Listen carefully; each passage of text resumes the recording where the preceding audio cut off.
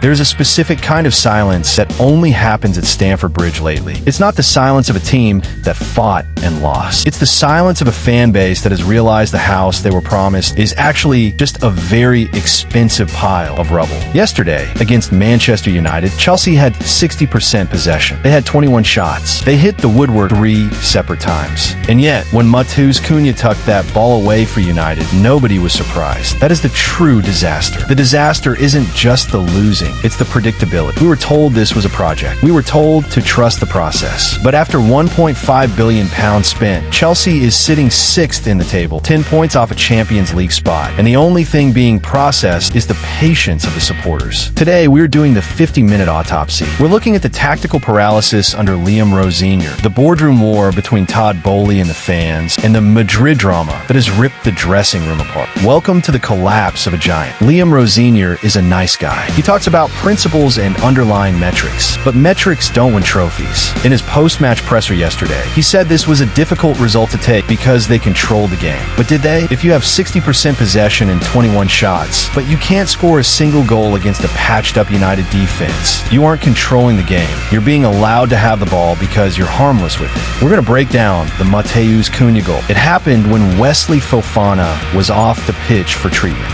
Chelsea was down to 10 men, and instead of closing ranks, the system evaporated. The inverted fullback obsession is the smoking gun. By forcing the team into these rigid, predefined passing lanes, Rosenior has stripped the players of their instinct. You saw it with Enzo Fernández, who was recently sanctioned for crossing a line by flirting with a move to Madrid. He's playing like a man who has a manual in his hand instead of a ball at his feet. When your vice-captain is publicly dreaming of the sun in Madrid while you're losing at home, the tactical project is already dead. While the players struggle on the pitch, a war is being waged in the stands. This isn't just a few angry tweets. The Chelsea Supporters Trust just released a letter that is effectively a vote of no confidence. 90% of fans have no confidence in the ownership's football decision-making. Think about that number. 9 out of 10 people who pay their hard-earned money to sit in those seats think the people running the club are incompetent. And while the fans were marching yesterday, where was the focus? The news broke that Jose Feliciano and Clearlake Capital are nearing a $3.9 billion deal for the San Diego Padres. This is the multi-club model nightmare. To the fans, it feels like Chelsea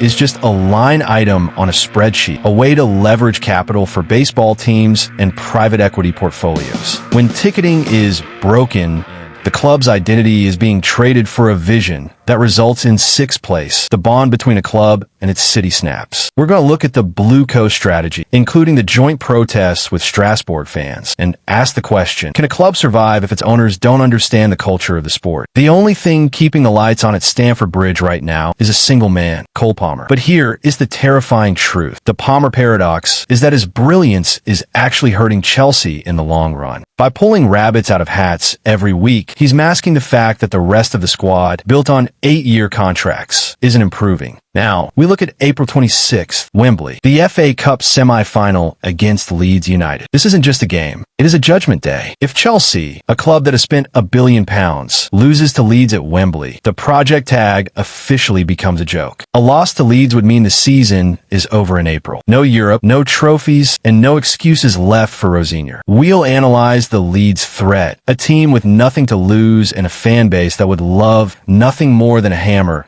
the final nail into Chelsea's coffin. Chelsea is at a crossroads. You can't buy history. And as it turns out, you can't buy a winning culture with a blank check alone. If Rosenior can't win at Wembley, and if the board continues to ignore the Not A Projects FC movement, the disaster we're seeing now is just the beginning. The extinction of the Chelsea we knew, the ruthless winning machine, is complete. What's left is an experiment that is failing in real time. But I want to hear from you. Is the Rosenior era over? Does the FA Cup even matter if the league form is this bad? And most importantly, do you still trust the process? Drop a comment below. I'll be reading them all. Don't forget to like and subscribe for the deep dive into the Leeds match next week. This is the end of the bridge as we know it. See you in the next one.